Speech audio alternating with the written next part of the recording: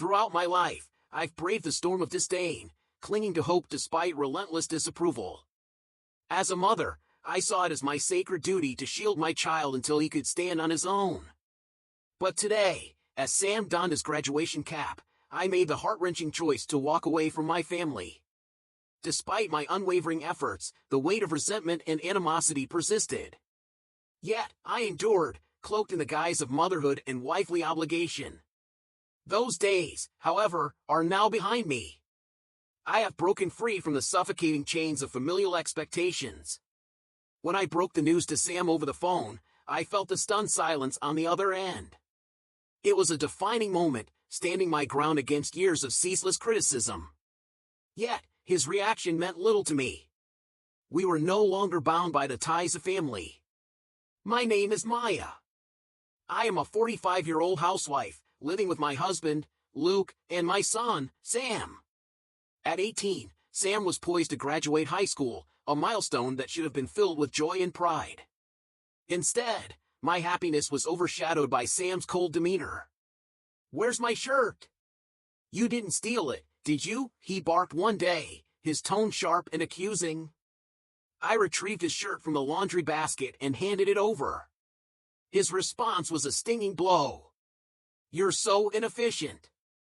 Can't you just put it in my room while I'm sleeping?" "Don't make me ask for it," he snapped. His words pierced my heart, yet I could only stammer a meek apology. Satisfied, he issued a chilling warning. "If you make me angry again, I won't forgive you. Next time, I'll kick you out of the family." This wasn't new. His contemptuous behavior began 13 years ago, when he was just 5. From spewing foul language to outright defiance, Sam's attitude only worsened as time went on. Luke dismissed it as a phase, chalking it up to the influence of cartoon villains. His indifference offered little solace as I faced the relentless hostility alone. Determined to guide Sam, I tried to strike a delicate balance between correction and understanding. But my efforts backfired. Sam's gratitude was as scarce as his smiles. Meaningful family conversations became a distant dream, replaced by icy silence and sharp retorts. As Sam turned 18, I stumbled upon a conversation between him and Luke that left me reeling. 3 days ago, I learned of Sam's plans for college, something he hadn't even bothered to discuss with me. It was clear that he leaned heavily on Luke. Their camaraderie, evident in their frequent outings, underscored the stark divide in our family. I longed for acceptance, yearning to experience the warmth of a harmonious home. But that dream remained just that, a dream. The pain of rejection tore at my heart like shards of glass. It wasn't just Sam who pushed me away. Luke, too, harbored disdain. He openly criticized me, calling me stupid and highlighting what he saw as my endless shortcomings. Luke's attitude toward me had shifted drastically since Sam's behavior took a turn for the worse. In the early years, we shared responsibilities, and Luke often reminded me that being a housewife didn't mean I should bear the entire burden of household chores. But after Sam's birth, his involvement waned. He withdrew from parenting and domestic tasks entirely. Whenever I tried to voice my feelings, Luke dismissed me with hurtful comments, implying I simply wasn't trying hard enough. His words, like daggers, lodged deep into my psyche. "You can't even clean properly. You haven't grown at all as a wife." Apologies and promises to improve fell on deaf ears. Luke seemed convinced that I was a failure, unworthy of my roles as wife and mother. The weight of his criticism, combined with Sam's hostility, brought me to the brink of collapse. For 13 agonizing years, I endured this torment, convincing myself I had to do whatever was necessary for my family. I pushed myself beyond exhaustion, driven by the haunting fear of being rendered obsolete in Luke and Sam's lives. As Sam's high school graduation approached, I learned the date only 3 days before the ceremony. Luke casually mentioned it while we were doing chores. Sam had informed him a week earlier but had chosen to keep me in the dark, yet another painful reminder of my exclusion. That morning, Sam emerged from his room, irritated by my presence. "Stop spreading gloom.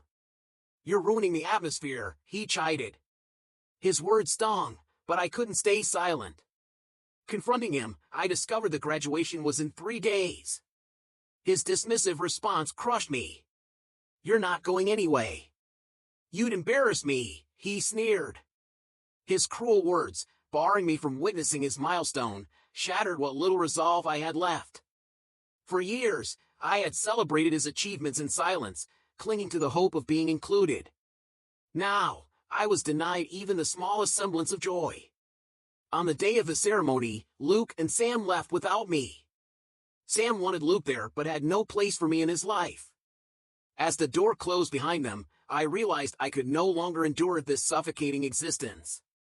I packed my belongings and left for my parents' house, determined to reclaim my life.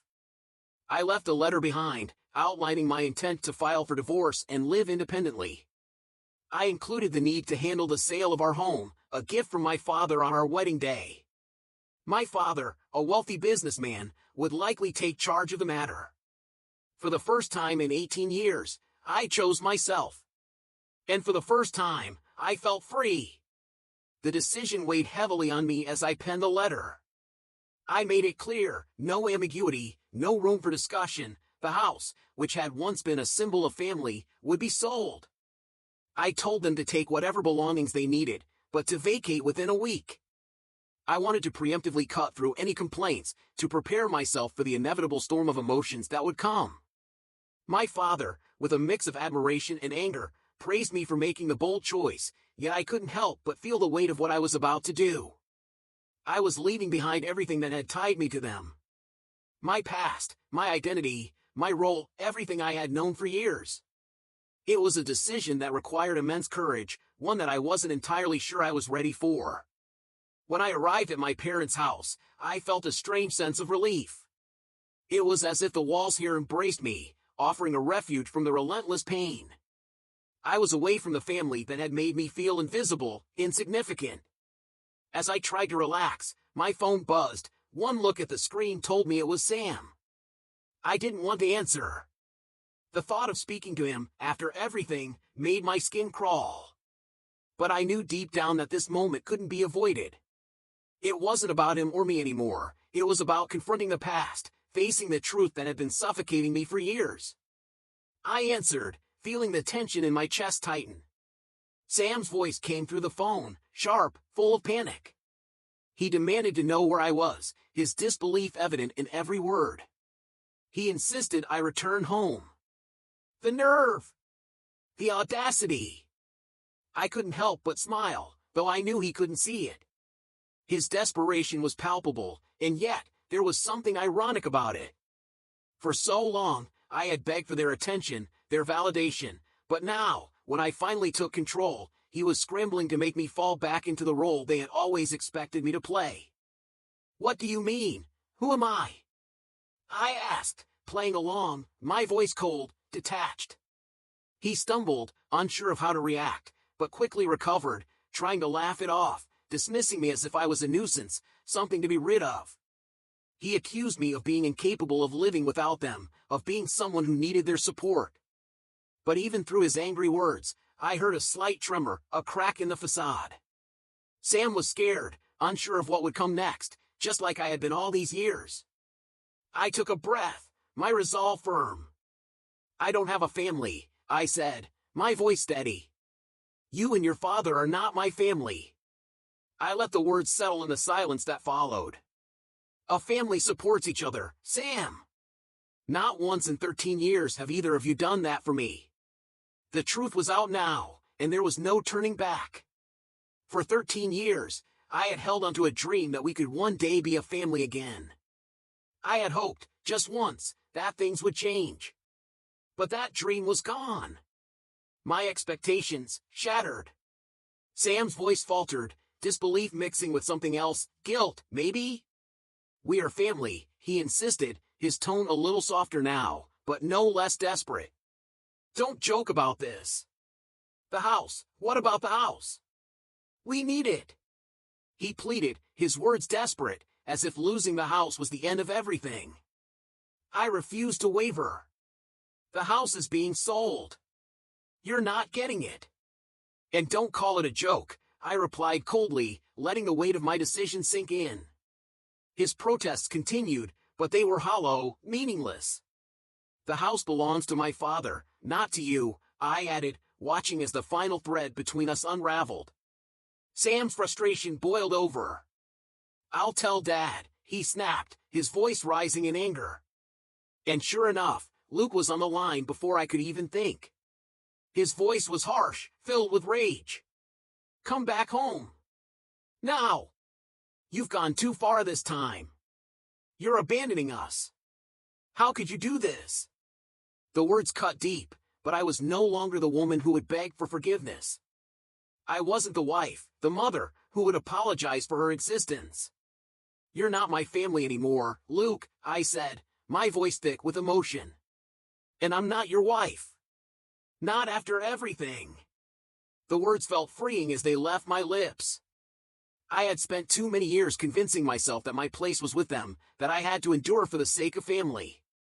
But now, I saw the truth for what it was, an endless cycle of pain and neglect. Luke's anger flared. Sam's voice echoed in the background, urging him on. But it was too late. The walls had come down, and there was no going back. I no longer cared about their anger, their words. They had never cared about mine. Enough, I said, my voice growing colder. I'm not coming back. This is it. Don't ever call me again. I don't want to hear it. I hung up before either could respond, my heart pounding in my chest, but my mind clear. I was done. I blocked their numbers, refusing to answer their calls, their pleas. I was no longer their family. I was free. The weeks that followed were a blur. Luke tried to reach out through friends, but I refused to engage. Eventually, the divorce was finalized. He signed the papers without hesitation. The house, my father's gift, was sold. Luke and Sam were left to face the consequences of their neglect, and it didn't take long for their world to fall apart. Sam had to quit college when his fees went unpaid, and Luke, overwhelmed by the pressure, quit his job. They were left with nothing but each other, living in a small, dingy apartment. They were a far cry from the family they had once been. As for me, I found a new job, something that gave me purpose. It wasn't easy, but I had done harder things. I moved into my own apartment, a place where I could finally breathe. My parents, ever supportive, were proud of me, but I no longer relied on them for validation. I had found my own strength. In my new home, I was finally at peace, living a life that was mine and mine alone.